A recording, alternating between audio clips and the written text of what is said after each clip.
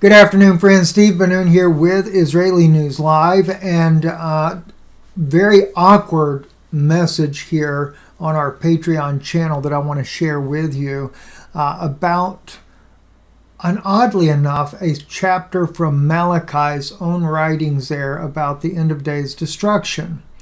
And it's really the choice of verbiage that Malachi does. And in fact, because of that choice of verbiage, I reached out to a good friend of mine that has direct contacts with Pentagon sources, who knows a lot about EMP strikes and as well even knows a lot about Planet X. It's not a theory. It is a fact. But as I discussed with him, the verbiage I was looking at in Malachi, he actually stated to me, it could be that you're looking at an EMP strike. And that is something I want to discuss with you here on Patreon. The very image that you're looking here is showing an EMP strike being set off over the United States, and as high as up to 300 miles in the atmosphere, it would wipe out everything in the United States that wasn't EMP protected to start with. All right, and then, but I'll go into you in just in a moment here about what his theory was and why we discussed that. But let me first share some other ideas with you here on videos that I found about an EMP strike. This gentleman right here is going to talk about a 300-mile EMP detonation in this part of his video. Listen into this here on AI predicts an EMP attack on America. Their missile is launched into space, detonating around 300 miles above America. There's a flash in the sky, and the air feels charged with electricity. Within moments, the nation plunges into darkness. It's so dark. People try to tune in to the news, but they can't. Radios are broadcasting static. They huddle in their homes by candlelight and hear distant explosions, the sound of planes falling from the sky. Boats lose control and smash into harbors. Meanwhile, highly populated areas begin emergency evacuation protocols. Most cars in America are left stranded with their electrical circuits fried. I kind of thought that was interesting that he shows the Teslas everywhere stranded, right? Life-saving machines in hospitals fail. It's like the world has gone back in time to the 1800s. First responders are overwhelmed by accidents and fires. Flashlights shimmer in the dark as loud voices. You know, when they talk about overwhelmed and everything, I can get that, but the problem is they're not going to know how to respond because there is no communication. Fill the streets. This scenario isn't just a speculation. The US is highly vulnerable to a large-scale EMP attack due to an aging infrastructure that relies heavily on electrical systems. The U.S. Department of Homeland Security released a report in 2022 detailing some recommended steps to avoid the effects of an EMP. Okay. Check that out, right? And this is not, by the way, this is not an infomercial for EMP Shield, although I do recommend that. This is going to be something, though, that is very alarming, and I want you to take very serious note of this. Let me share with you also here, this guy right here, he talks about the first real EMP detonation that happened, that affected the Marshall Islands. Listen to this guy here. It's the night of July 9th, 1962. On a small atoll in the Marshall Islands, the sky is clear, except for a thick band of clouds on the horizon. Suddenly, the eastern horizon lights up, but it's not sunrise. A white flash burns through the dense clouds, and from that flash grows a vast sphere of green light. Nebulous white filaments leap from the ball and arch across the sky before fading as a chain of circular shock waves erupt from the side of the flash. It's over in less than a minute. But then a dull burning red glow grows across the eastern sky, cut with enormous white rainbows, and lasts for an hour and a half. If there was anyone from the Arctic present on that near equatorial island, they may have recognized the telltale patterns of aurora dancing in the sky. But this was no natural aurora. It was the result of a thermonuclear detonation in outer space. 400 kilometers above another small atoll, 1,400 kilometers distant to the east. This was the Starfish Prime test, and its unexpected devastation helped usher in an era of nuclear peace, an era that may or may not persist. Well, the problem is that era is not going to persist, as Russia and the United States have already both withdrawn from their nuclear test treaties and things. So it is troubling. So let's get right into this now. Malachi. We're looking at Malachi, and for Christian Bibles, you're going to be in Malachi chapter 4, beginning at verse 1, which would be verse 19 here, and going down to the very last verse there. For behold, the day comes, it burns as a furnace, and all the proud and all that work wickedness shall be stubble. In the day that comes shall set them ablaze, saith the Lord of hosts, and it shall leave them neither root nor branch. Now, I actually contend that that root and that branch that he's speaking about there is the root of the Antichrist and those that believe his message. You know, as Jesus says, I am the vine and you are the branches. Just keep that thought in mind. But unto you that fear my name shall the Son of Righteousness arise with healing in not its but his wings. And you shall go forth and gambol as calves of the stall. And you shall tread down the wicked, for they shall be ashes under the soles of your feet in the day that I do make, saith the Lord of hosts. Now, this almost appears to be like a Planet X passing with the fire and brimstone that could rain down out of the sky. If you look at the Colburn document, that would kind of give you that sort of scenario. That's one of the reasons why I asked a friend of mine, does he think this is alluding to Planet X or possibly an EMP strike? Now, the EMP strike is because of the final verse in this chapter. Chapter 3 for the Hebrew Bible, chapter 4, last verse for the King James Version Bible or similar type Bibles. But then he goes on, remember ye the law of Moses, my servant, which I commanded unto him in Horeb for all Israel, even statutes and ordinances. Behold, I will send you Elijah the prophet before the coming of the great and terrible day of the Lord. So he says that, great and terrible day of the Lord. And he shall turn the heart of the fathers to the children, and the heart of the children to their fathers, lest I come and smite the land, well, they put on there, with utter destruction. A couple of key things to know. The word utter is not in the description here at all. Destruction, charem, it can also be, lest I come and smite the land or cover the land with a net. It is a destructive type of force because the word haram often is referred to as destruction in many places within the canon of the scriptures. But I bring this up to you for a couple of reasons. One, Jesus does attribute John the Baptist to fulfilling turning the heart of the fathers to the children. But we haven't a single scripture where he ever says that he would turn the heart of the children to their fathers just before he comes to smite the land with utter destruction or with a net of destruction. Basically, the idea is it encompasses the entire region. Now, some might say, well, gosh, that doesn't even sound normal. Well, there's several books, including Ezekiel and Habakkuk, that use the same expression. I'll give you an example, the one chapter in Habakkuk.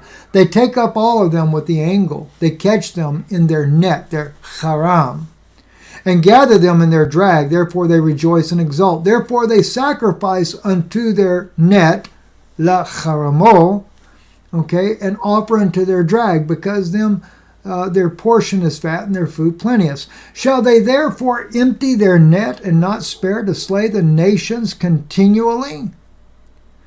Now, notice it is taking them up into a net, haram. And of course, I didn't bring up all the scriptures that were involved in this, but Ezekiel also uses it. And Ezekiel does use it in the term or the idea of destruction.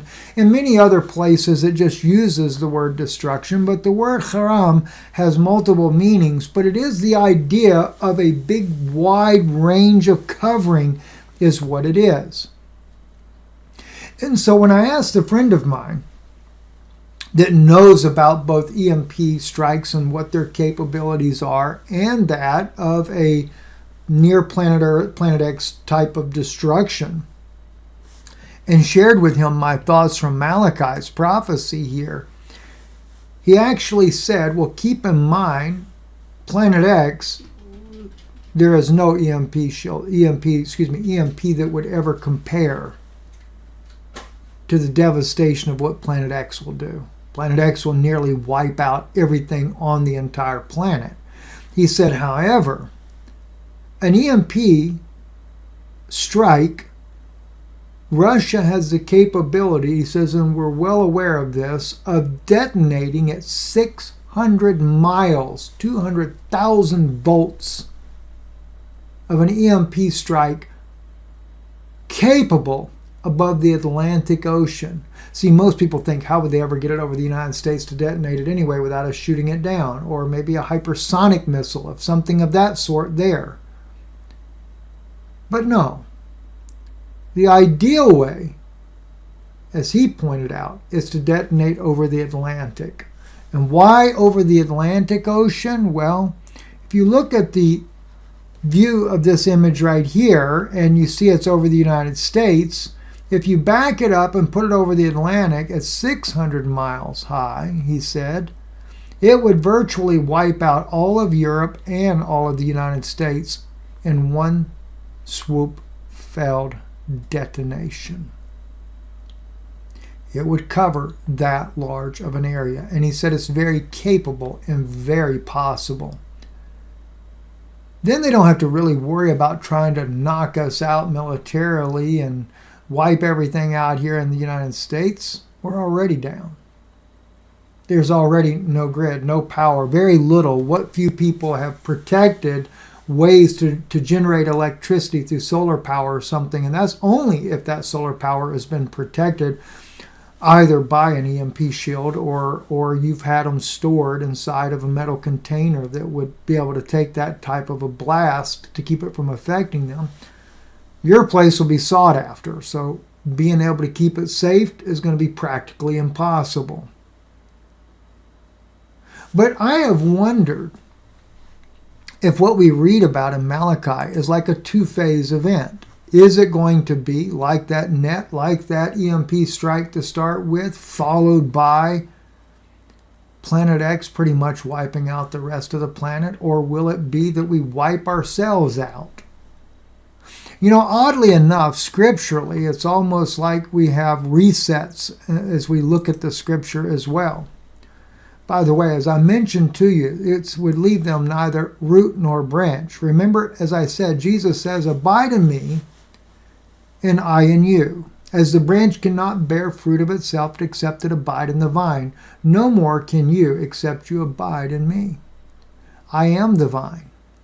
You are the branches. He that abideth in me, and I in him, the same bringeth forth much fruit. For without me you can do nothing. But as I said, there are scriptures that are like reset scriptures, oddly enough. Because the former troubles are forgotten, and because they are hid from mine eyes. For behold, I create new heavens and a new earth. The former things shall be remembered no more, no more come into mind. But be you glad and rejoice forever, that in which I create. For behold, I create Jerusalem a rejoicing, and her people a joy. And I will rejoice in Jerusalem, and joy in my people, and the voice of weeping shall be no more heard in her, nor the voice of crying. Now I bring these things up And those of you that watched the news broadcast heard about this just before you came in. You will know that I shared with you about how that, whether it be Donald Trump or Putin for that matter, everyone is about the protecting of Israel. Even as I shared with you that one rabbi, as he said there, all the world will be destroyed and come under the obedience of Israel, because all the world will become Israel. I have a feeling that this whole idea of an EMP strike destroying America, destroying Europe, all of that, may very well be done in order for them to bring about what they believe is Scripture being fulfilled in the case that we see right here. And oddly enough, Christians would believe it because why? The book of Revelation also says, chapter 21, "And I saw a new heaven and a new earth, for the first heaven and the first earth were passed away. But there was also no more sea." And I, John, saw the holy city, New Jerusalem, coming down from God out of heaven, prepared as a bride adorned for her husband. And I heard a great voice out of heaven saying, "Behold, the tabernacle of God is with men, and he will dwell with them, and they shall be his people, and God himself shall be with them and be their God, and will wipe away all tears from their eyes." Oddly enough, very similar, for the voice of crying is not going to be heard anymore. Very similar to that of what Isaiah wrote as well. But the question is, will man fake these events in order to make it look like Scripture is coming to pass? Because in reality, when I do look at Malachi chapter 4, I do see what it says here at the very beginning. For behold, the day cometh, it burns as a furnace, and all the proud, all that work wickedness shall be stubble. All. They might use a net-like device because of knowing what the Scripture calls that haram there in order to try to destroy mankind using an EMP strike, maybe even follow it up with a few nuclear bombs as well, with whatever nation will do their bidding. But in reality, I think it has more to do with Planet X in a way. Or maybe God just rains fire down from heaven and leaves them neither root nor branch. But that root and branch is, of course, the Antichrist. If Jesus is the root and offspring of David, remember, an Antichrist has to be the idea of the root of David as well, but he's an Antichrist. But God will bring about a judgment that will wipe out everything. But before all this happens, he says the Son of Righteousness would arise with healing in his wings. Christ did come. That did happen. You would go down and tread down the wicked, for they shall be ashes under the soles of your feet. That is yet to happen. Remember the law of Moses, my servant, which I commanded in him and to Horeb for all Israel, even the statutes and ordinances? Just remember, that was past.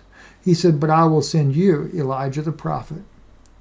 Now, John did not precede the great and terrible day of the Lord. But he did turn the heart of the fathers to the children. But he did not turn the heart of the children to their fathers. You see, the fathers represent Abraham, Isaac, and Jacob. They're longing for the coming of the Messiah. Their heart's desire was turned to the children in Jesus Christ the Messiah. But Israel did not accept it. This time around, Elijah turns the heart of the children to their fathers. Maybe in this time it's the apostolic fathers. Who knows? Lest I come to smite the land with utter destruction. It's something to think about. Something to think about.